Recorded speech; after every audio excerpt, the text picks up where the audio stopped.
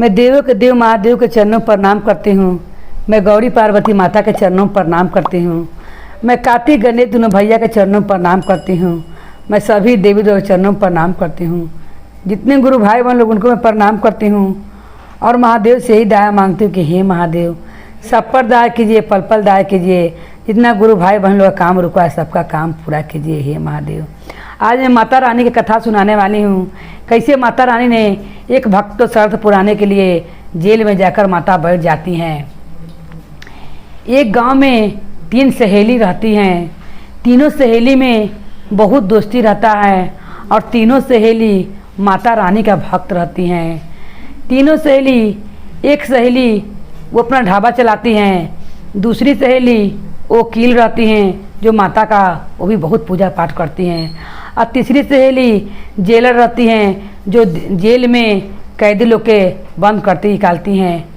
मगर हमेशा उनको पूजा करने का सुख प्राप्त नहीं होता था जो जेलर थी, क्योंकि जब भी वो छुट्टी मांगती थी नवरात्रन में अपने से ऊंचा साहब से, तो वो कहता था उनसे बाहर जो उनसे बड़ा साहब था कि नहीं, तुमको अगर पूजा करना है तो तुम ही मंदिर में ही पूजा करो, क्योंकि हर नवरात्रन में मैं तुमको छुट्टी नहीं दे सकता हूँ। ये बात से वो जेलर जो थी वो बहुत दुखित रहती थी और कहती थी कि हे माँ, मैंने सब दिन आपका पूजा किया, मगर मैं ये नहीं जानती थी कि मेरा नौकरी लग जाएगा तो मेरा पूजा में इतना प्रबंध आ जाएगा और मैं नवरात्रन में आपका पूजा नहीं कर सकूंगी।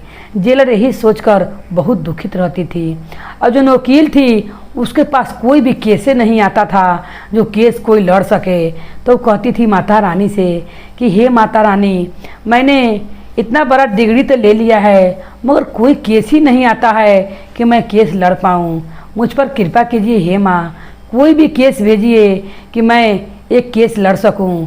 मगर माता रानी ऐसा कुछ कर नहीं सकती थी। माता रानी अपना भक्त लोग का सब दुख देखते रहती हैं। आई ढाबा वाली थी वो सबसे ज़्यादा प्रसन्न थी, क्योंकि माता रानी का सबसे बेसी कृपा लगता था कि ढाबे वाली पर ही था। वो दोनों जेलर जी सहेली थी और जो वकील कहती थी कि तीनों सहेली हम लोग एक ही साथ पूजा करते आ गए बचपन से माता रानी का।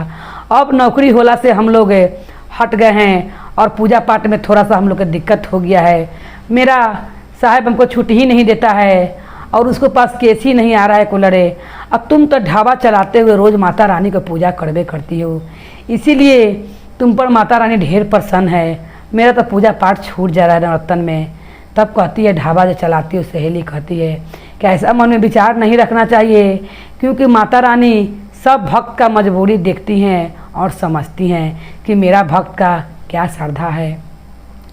उसी समय जब ये ढाबा वाली समझाती हैं जेलर वाली सहेली को, तब उसी समय एक उनका गांव का एक भाई आता है और कहता है कि बहन, खूब बड़ा यहाँ पर बगल में ही प्रतियोगिता चल रहा है, अगर जौन भी अच्छा खाना बना देगा उसको बहुत बड़ा कंपनी में नौकरी मिल जाएगा, तुम भी इसमें भाग लो। तब ढाबा वाली कहती है कि ठीक है, तब तुम मेरा भी नाम लिखवा दो। उसी समय वो गांव के जो भैया रहते हैं ये ढाबा वाली बहन का नाम उसमें लिखवाते हैं प्रतियोगिता में, और वो जाकर खाना बनाती है। इतना अच्छा खाना बनाती है कि उनको उसमें से चुन लिया जाता है। मगर ये बगल वाली जो रहती हैं एक ठो उनकी गुरु बहन, वो देखकर जलती हैं और कहती हैं कि मैं इसको जीतने नहीं दूंगी, इसको मैं अपने से आगे बढ़ने नहीं दूंगी, इसका मैं कुछ उपाय ज़रूर करूंगी। बगल वाली जो रहती हैं ये ढाबा वाली से नफरत करती हैं और जितना खाना बनेले रहती है इतना अच्छा खाना, उनको क्या करती हैं कि सारा उनका खाना में वो नमक मिला देती हैं और खाना उनका जितना लोग गुरु बहन पर खाना पर बने लेती हैं प्रतियोगिता जीतने के लिए, ये कहानी किस तरह से किसी का मदद से सारा खाना खराब कर देती हैं और का इल्ज़ाम लगाती हैं कि जितना प्रतियोगिता पर खाना बनाने के लिए आया हुआ है सबको खाना में नमक यही मिलाई है जो ढाबा वाली थी। इसी इल्ज़ाम में वो जितना प्रतियोगिता जितने लोग आए रहता है भाग लेने के लिए, इन पर केस कर देता है और इनको जेल में ले जाके बंद करवा देता है। ढाबा वाली जब जेल में बंद हो जाती हैं तब कहने लगती हैं कि किस जन्म का मुझे पाप का फल मिल रहा है, मैंने ऐसा कुछ कर भी नहीं की हूँ, अब फिर भी मुझे इसी केस में मुझे फंसा दिया गया है। तब माता रानी कहती हैं कि अब भक्त का मदद करने का टाइम आ गया है और सब पर मुझे दया दिखाने का टाइम आ गया है।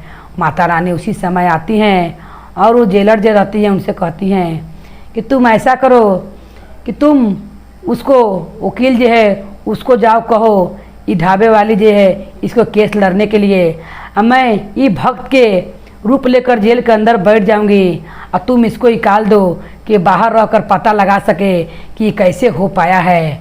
उसी समय जेलर कहती है कि ये बात अच्छा नहीं है, आप कितनू हैं तब माता हैं। माता कहती हैं कि भक्त का मदद करना मेरा काम है, क्योंकि मैं और भक्त के संग अन्याय नहीं कर सकती हूँ, इसीलिए ये खुद जाकर पता लगाएगी कि इसको किसने फंसाया है, तब तक मैं जेल में ही रहूँगी। और माता रानी जब ये सुनती है ढाबा वाली तो कहती है कि ऐसा मुझे बाहर निकलने से कोई फ़ायदा नहीं है कि मेरे बदला मेरी माँ जेल में बैठे, मैं भले जेल में ही रहूँगी मगर मैं बाहर नहीं जाऊँगी।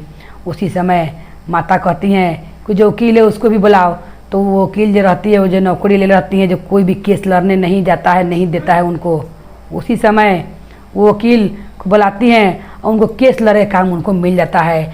माता रानी की कृपा से केस लड़े काम उनको मिल जाता है।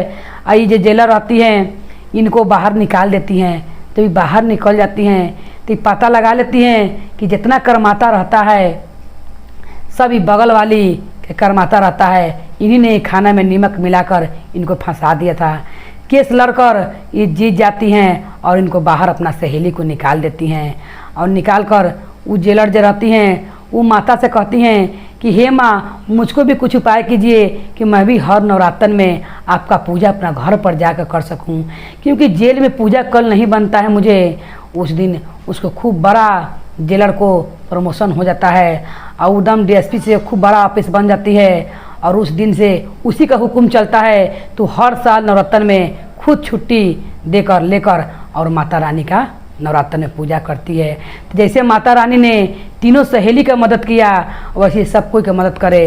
बोलो माता रानी की जय, मैया भवानी की जय, भैरव भैया की जय, हर हर महादेव की जय।